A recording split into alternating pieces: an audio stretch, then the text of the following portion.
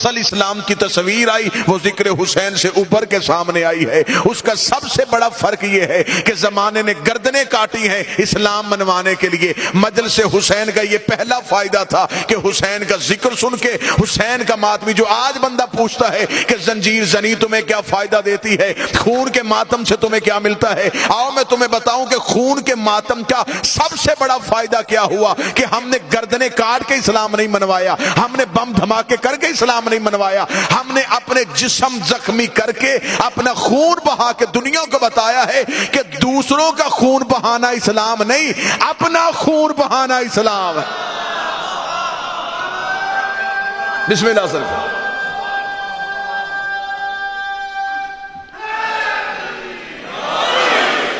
دوسروں کی گردنیں کاٹ کے اسلام منوانا اسلام نہیں، اپنے جسم کا لہو دو تو اسلام۔ ہمیں حسین سے محبت نہیں، ہمیں حسین سے عشق ہے۔ محبت اور ہوتی ہے، عشق اور ہوتا ہے۔ مجلس کی ابتدا ہے، تھوڑی سی آپ میرے ساتھ زحمت فرمائیں گے کیونکہ میں آپ کو خطیبانہ ایک ذمہ داری بتا دیتا ہوں۔ مجلس کی دو بندوں پہ بڑی ذمہ داری ہوتی ہے قبلہ زیدی صاحب، ایک جو شروع کرتا ہے اس پہ اور ایک جو ختم کرتا ہے اس پہ۔ شروع کرنے والے پہ یہ ہوتی ہے کہ شروع اس نے کس نہج سے کی ہے، تو ختم کرنے والے پہ ہوتا ہے اس نے اختتام کس نہج پہ کیا۔ لہٰذا میں اس ذمہ داری کو نبھاتے ہوئے کوشش کرنا چاہتا ہوں کہ معیار سماعت آپ کا بلند ہو سکے، شام تک پھر آپ عقیدے کی خوراک بہترین طریقے سے وصول کرتے ہیں۔ اصل اسلام کیا ہے؟ اصل اسلام ہے حسینیت کے اندر چھپا ہوا۔ ہم نے گردنیں کاٹ کے اسلام نہیں منوایا، ہم نے بم دھماکے کر کے اسلام نہیں منوایا، ہم نے حسین منوایا ہے تو عشق سے منوایا ہے۔ محبت اور ہے، شیخ صاحب عشق اور ہے۔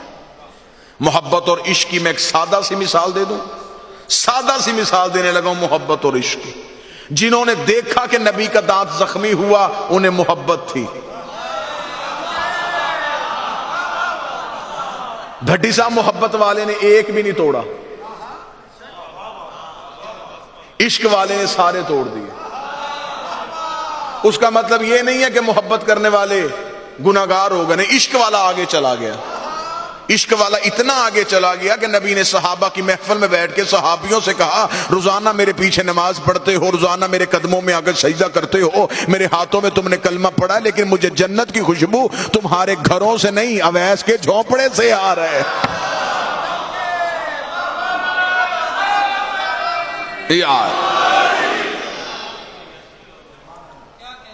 اصل اسلام اگر دنیا دیکھنا چاہتی ہے تو اسے مجلس حسین میں آنا پڑے گا۔ اگر آج دہشت گردی سے بچنا چاہتے ہو تو تمہیں اسلام کے اصل چہرے کے لیے مجلس حسین میں آنا پڑے گا۔ کس منہ سے مسلمان مولوی دہشت گردی کی مذمت کرتا ہے؟ ہم دہشت گردی کی مذمت کرتے ہیں، ہم یہ مذمت کرتے ہیں یہ گردنیں کاٹنے والے، یہ اسلام کے نام پہ لوگوں کا خون بہانے والے، یہ مسجد و مدرسوں میں جانے والے مسلمان نہیں۔ کس منہ سے تم دہشت گردی کی مذمت کرتے ہو؟ تمہارے پاس کوئی دہشت گردی کی مذمت نہیں ہے، کیونکہ تم نے بڑے بڑے دہشت گردوں کو پناہ دی ہوئی ہے، تم نے بڑے بڑے دہشت گردوں کو طریق جھروکوں میں چھپایا ہوا ہے۔ میری نظر میں سامنے یہ صرف یہ مجمع نہیں بیٹھا ہوا کیمرے کی اس تصویر کے ساتھ، پوری دنیا میں اس مجلس حسین کو دیکھا اور سنا جا رہا ہے۔ میں پوری دنیا میں یہ پیغام دینا چاہتا ہوں، اگر آج بھی دہشت گردی کا خاتمہ کرنا چاہتے ہو تو سب سے بڑی دہشت گردی تیرے نبی کے دروازے پہ ہوئی تھی۔ اگر اس دہشت گرد پہ لعنت کی ہوتی تو آج دہشت گردی کو لعنت نہ کہنا پڑتا۔ سب سے بڑی دہشت گردی تیرے نبی کے دروازے پہ۔ کیا کربلا میں دہشت گردی نہیں ہوئی؟ کیا رسول کے دروازے پہ دہشت گردی نہیں ہوئی؟ ان دہشت گردیوں کا تم نے کیا تدارک کیا؟ ان دہشت گردوں کو تم نے تاریخ کے اوراق میں چھپا لیا۔ میں صرف یہ سادہ صرف اس لیے باتیں کر رہا ہوں کہ یہ ایک پیغام ہے مجلس حسین۔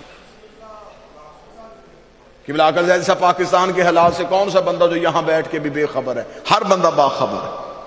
آج حکومت چھپ رہی ہے، دیوار کے ساتھ لگ گئی ہے پاکستان کی حکومت۔ صرف ایک کیس کھلا، صرف پاکستان کی سپریم کورٹ نے یہ پوچھا کہ یہ پیسہ کہاں سے آیا، اور پوری جماعتیں ایک پلیٹ فارم پہ کھڑی ہو گئیں کہ جن کے پاس چھینی ہوئی رقم ہو وہ حاکم نہیں ہوتے۔ کہاں چلے گئے؟ آپ تو سارے حالات سے باخبر ہیں. یہی سزا ہوئی نا قبلہ بھائی، میں یہی کہہ رہا ہوں نا. صرف کیا ہوا؟ صرف یہی پوچھا گیا. پاکستان کی سب سے بڑی عدلیہ کی سب سے بڑی سپریم کورٹ عدالت نے صرف یہی سوال کیا کہ ہمیں بتاؤ آپ کے یہ اثاثے کہاں سے آئے؟ جب آپ حاکم نہیں تھے تب آپ کا پیسہ کہاں تھا؟ انہوں نے پہلے دن سے چھان بین شروع کر دی. وہ جے آئی ٹی میں جو تفتیش ہوئی وہ کس بات پہ ہوئی تھی؟ یہ پیسہ کہاں سے شروع ہوا، کہاں تک پہنچا ہے؟ تو پھر میں یہ دنیا کی اس کیمرے کی وساطت سے پوری دنیا کو پیغام دینا چاہتا ہوں. ایک پاناما لیکس ہے اور ایک امام زمانہ لیکس بھی آنے والی ہے. جب آ جائے گا بطول کا آخری بیٹا تو قبروں سے نکال کے پوچھے گا مجھے بتاؤ فدق حق کس کا تھا اور چھینا کس نے تھا؟ بسم اللہ.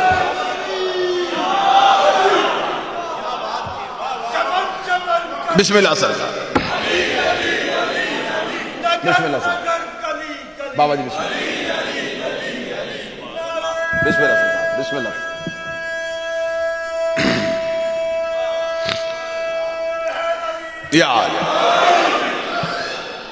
بہت ہی قابل عزت، بہت ہی قابل احترام شخصیت، مصائب کا ایک منفرد لہجہ، جناب قبلہ بابا سید زیغم عباس شاہ صاحب تشریف لے آئے.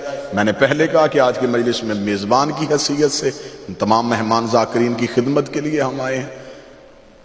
صرف اور صرف اگر آج مسلمان یہ سوچے تو آج یہ مجلس جناب سیدہ کے عنوان سے مجلس ہے. میرے دو احتجاج ہیں پوری دنیا کے سامنے.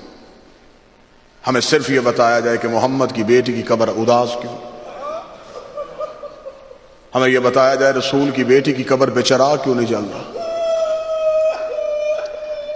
ظلم کیا ہوا؟ محمد کی بیٹی کا قصور کیا تھا؟ صرف اتنا قصور تھا کہ بابے کے بعد دربار میں چلی گئی تھی.